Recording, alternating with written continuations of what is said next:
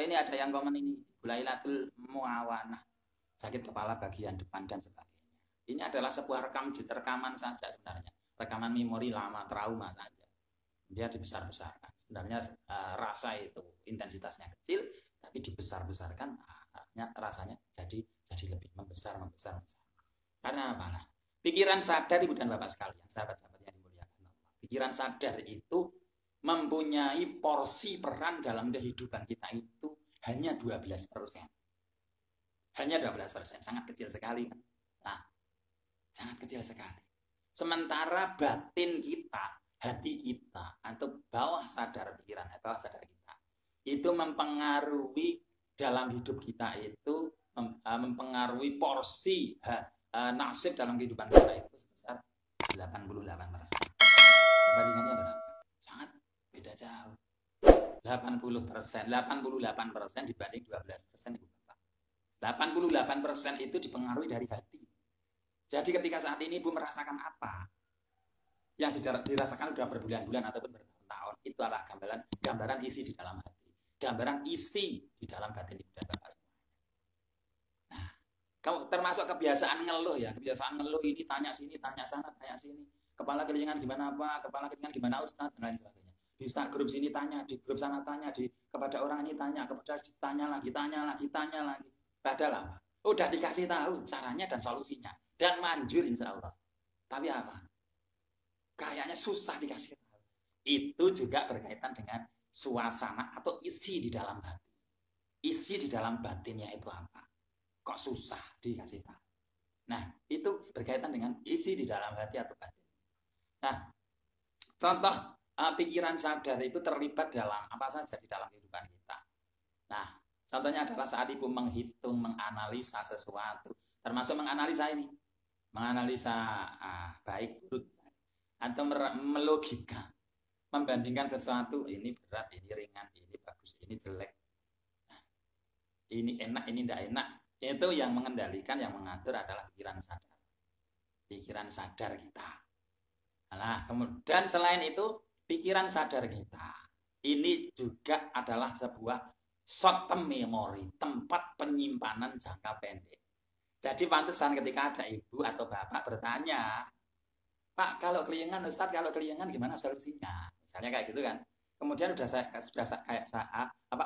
kasih tahu. Oh, solusinya kayak gini, Bu. Banyak mendengar terapi dengan audio hipnoterapi. Kemudian banyak relaksasi. Kemudian olahraga, ya kan? Tapi apa? Besok tanya lagi. Itu tandanya apa yang saya ucapkan, apa yang bisa saya sampaikan itu hanya masuk di pikiran level luar atau level sadar saja. Enggak sampai ke hati. Kalau istilah orang Jawa, bungen tuwo, mlebu kuping tengen, metu kuping kiwa. Jadi istilahnya kayak gitu, bungen tuwo, mlebu kuping tengen, metu kuping kiwa. Udah dikasih tahu gini berulang-ulang tapi enggak nyambung. Enggak sadar-sadar. Itu apa? Karena hanya masuk di level pikiran sadar. Enggak sampai masuk di hati. Enggak melibatkan hati saat bertanya atau saat mencari solusinya. Makanya berulang-ulang bertanya tanpa action. Itu menandakan bahwa solusi, proses mencari solusi itu tidak sampai ke hati. Coba Ibu dan Bapak sekalian ya, yang dimuliakan Allah. Mulai saat ini dan seterusnya. Libatkan hati dalam berproses. Libatkan Tuhan dalam berproses. Jangan hanya melibatkan pikiran dan logika. Karena apa? Tidak semua hal itu bisa dilogika. Nah, kenapa bisa? Ya, sunatullahnya Allah seperti itu. Allah menciptakan di dunia itu seperti itu. Tidak semua hal itu bisa diterima oleh pikiran sadar, logika kita. Logika kita ini pikiran sadar. Nah, ada Bapak yang dimuliakan Allah, sahabat sekalian, lah, sementara pikiran bawah sadar kita itu lebih mudahnya saya mengatakan tadi hati itu tempat bersemayamnya. Tempat bersemayam. Tempatnya menyimpan memori yang sampai makjleb.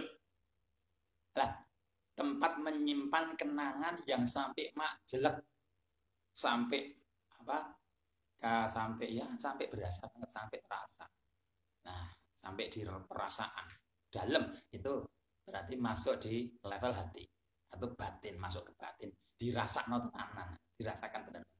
Nah, contohnya apa? Marah sampai ke hati. Hilang. Nah, ya kan?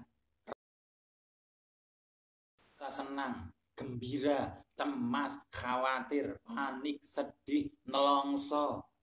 Nah, itu tempatnya apa? Tempatnya tersimpan di dalam batin atau di dalam hati kita. Makanya susah kan? Kayak hilang, susah hilang kan? Dendam, misalnya kecewa, sakit hati, wah susah banget hilang. Karena apa? Karena tempatnya itu tersimpannya di dalam hati, di dalam batin. Kan hanya di level pikiran logik, bukan hanya di level pikiran saja, pikiran sadar. Tapi ngunjem, nancep sampai ke dalam. Makanya susah hilang. Ya kan? Marah, senang, gembira, kecewa, panik, cemas, nelongso, merasa udah itu. Emang susah. Tapi meskipun susah, tidak berarti tidak bisa. Nah, terus bagaimana caranya? Nah, termasuk juga persepsi. Wah, ini bahaya. Wah, nanti kumat. Nanti jatuh. Kalau ke sana nanti jatuh. Kalau ke masjid nanti. Nah, nanti kalau gini, kok kumat lagi, kok sakit lagi, kok kambuh lagi. Nah, itu bersemayam, bertempat di hati, di batin. Makanya berulang, Ibu dan Bapak. Kemudian tentang keyakinan, keimanan, ketauhidan, akidah itu juga berada di hati. Kreativitas, nah, itu juga di hati, di batin kita. Nah, termasuk juga sistem kerja otomatis kita. Bernafas, detak jantung, aliran darah, sistem hormon. Itu yang mengendalikan adalah batin, sistem bawah sadar. Sistem hati, sistem batin bawah sadar. Nah, kan nggak mungkin Ibu ketika mau nafas terus mikir, nafas dulu lega, nafas dulu kan enggak kan, refleks kan Ibu dan Bapak kan otomatis nafas ya nafas saja, detak jantung ya berdetak aja, enggak diatur-atur, enggak direncana-rencana. Pencernakan pun juga kayak gitu, dan nyerna ya nyerna kan kayak gitu, nelan ya nelan kan, berkedip dan lain sebagainya. Itu juga dikerjakan oleh bawah sadar, batin bawah sadar, hati. Ibu dan Bapak yang berbahagia, sahabat sekalian yang dimuliakan Allah, itu semua dikendalikan otomatis di bawah sistemnya batin hati atau bawah sadar, pikiran bawah sadar, pikiran otomatis atau istilah lain apa. Di mana hal ini itu bisa memunculkan sesuatu yang refleks ya, berkedip refleks, nafas refleks. Kalau dikaitkan dengan sensasi atau rasa yang Ibu dan Bapak semuanya rasakan apa? Ujuk-ujuk cemas, ujuk-ujuk lemes, tiba-tiba panik, nggak ada apa-apa, ujuk-ujuk takut misalnya. Di rumah nggak ada apa-apa, ujuk-ujuk cemas, ujuk-ujuk takut. Nah, sebenarnya nggak ada yang ujuk-ujuk ya Ibu Bapak ya, nggak ada yang ujuk-ujuk. Nah, nggak ada ujuk-ujuk. Semuanya sudah karena sudah ada dikarenakan ada memorinya, ada datanya di batin, ada memorinya, kenangannya di dalam batin, di dalam hati atau bawah sadar Ibu Bapak semua. Nah, padahal apa? Semuanya itu baik-baik saja, aman. Mau keluar kemanapun aman. Karena apa? Karena Allah Maha melindungi. Allah yang menjamin, Allah yang melindungi. Makanya Ibu dan Bapak semuanya, ketika bagi yang muslim sudah berdoa bismillah, misalnya mau bepergian, takut kan? Biasanya takut kan? Nah, ya sudah pasrah aja, los. Ketika sudah berdoa bismillahirrahmanirrahim, bismillahirrahmanirrahim, ini luar biasa banget doa. Nah, tidak ada daya upaya kekuatan apapun itu yang bisa menandingi kekuatannya Allah, daya upayanya Allah. Dan kita memasrahkan, menggelondongkan keyakinan, ketawakalan kita, kepasrahan kita pada Tuhan, pada Allah. Ya sudah, ketika sudah bismillahirrahmanirrahim, ya sudah pergi jalan ke pasar, naik motor setelah terjereng, naik mobil setelah terjereng, ke masjid ya bismillahirrahmanirrahim, saya berpasrah totalitas pada Allah, berangkat. Nah, tapi kalau nanti di sana gini gimana? Itu kan kalau nanti itu kan persepsi tadi, itu kan pikiran tadi. Nah, makanya Ibu dan Bapak sekalian, nah itu harus dirubah kebiasaan kebiasaan. Kalau nanti, kalau jangan, kalau jangan, udah. Itu harus gangguan kemudian dilempar. Dan diganti dengan apa? Bismillah. Bismillah, saya aman, saya baik-baik saja. Saya aman, baik-baik saja bersama lindungan Allah. Kalau mau pergi kayak gitu, yakinkan diri kita, yakinkan batin hati kita. Keluar berangkat. Bismillah, Bismillahirrahmanirrahim. Saya baik-baik saja bersama Allah. Saya aman bersama lindungan Allah. Nah, udah berangkat jalan. Nah, kemudian Bapak yang berbahagia. Nah, hal-hal yang serba ujuk-ujuk tadi, ujuk-ujuk cemas, ujuk-ujuk takut, ujuk-ujuk lemes. Nah, itu disebabkan karena apa? Karena rekaman memori masa lalu ibu bapak pernah mengalami hal tersebut pada saat dulu nggak nyaman. Dan memori kenangan itu tersimpan kuat di hati ibu bapak. Sehingga apa, ibu bapak menyamakan. Dulu saya di sana pernah gini. Berarti besok atau nanti kalau di sana juga kayak gini hasilnya. Nah, ini yang namanya menyamakan. Jadi, nah, oh ada tetangga yang meninggal sakitnya karena ini. Kemudian ibu menyamakan. Oh kok sama ya sama saya ya, sama ya. Nah, kemudian berubah. Tidak ada di dunia ini yang diciptakan oleh Allah itu sama persis. Anak kembar aja, 2 anak kembar aja itu beda semua. Coba cek, ketika ada anak kembar, cek semua beda. Hidungnya modelnya beda, matanya beda, ya kan rambutnya aja beda, apalagi tangannya beda, cara jalannya beda, kesukaannya beda. Nah, nggak ada yang sama. Beda Bapak semuanya. Karena Allah itu maha kreatif. Allah maha kuasa untuk mencipta, ya. Oh kayak apa? Nah, karena Tuhan Allah itu bukan kita ya. Kalau kita menciptakan, membuat sesuatu sama persis. Nah, kalau Allah itu maha kesempurnaannya, Allah itu mempunyai kuasa untuk membuat segala sesuatu yang diciptakan di dunia ini berbeda dan tiada duanya. Nah, setiap kita itu diciptakan limited edition, tidak ada yang sama. Kalau mirip bisa jadi, tapi sama enggak. Limited edition semua. Makanya Ibu dan Bapak semuanya kebiasaan menyamakan, membanding-bandingkan dengan kejadian yang dilihat di lingkungan itu udah dirubah belanya. Langsung bagaimana? Kalau misalnya ada berita orang meninggal dunia, beritanya misalnya yang tersebar asam lambung, dia meninggal karena asam. Apa yang harus kita lakukan? Apa yang perlu kita lakukan? Langsung saja beristighfar dan tarik nafas.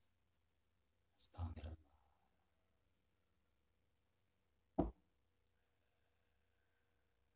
Diulangi 3, 4 kali, 5 kali, 10 kali, 20 kali sampai lega, sampai rasa cemas takut itu berlalu.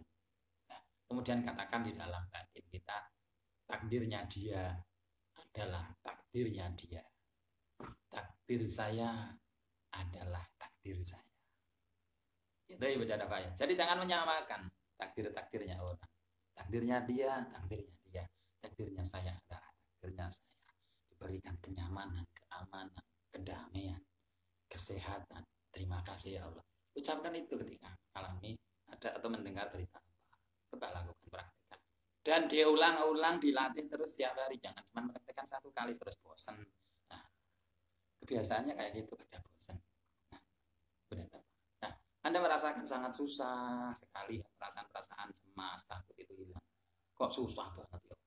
Wah, ngelera ya. Kayak nggak bisa dikeluarkan. Sampai banyak yang frustasi.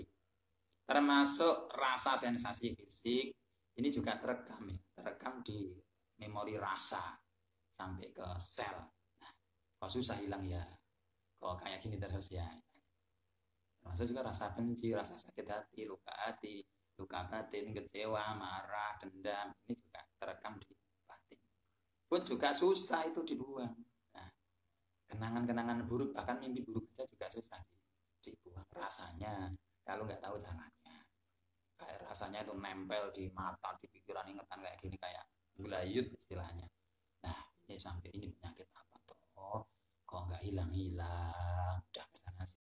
Sampai apa? Sampai udah rukyah ke sana, rukyah ke sini, ke dokter sana, dokter sini, tukang pijat sana, tukang pijat sini. tabib sana tabib sini. Saking bingungnya ketemu oknum tukang ruqyah, oknum dukun. Kemudian ketika dikatakan Anda ini kena sihir Pak, Ibu ini kena santet Bu. Nah ini. Dan anehnya lagi, Anda percaya karena saking buntetnya, saking buntunya. Kemudian mengatakan, oh iya pantesan nih dokter nggak ketemu penyakitnya, ternyata santet. Nah, mulai saat itulah seperti ada bola api berlingkar berputar-putar di santet. Akhirnya apa? Suudzon ke teman, ke tetangga, suudzon ke saudara.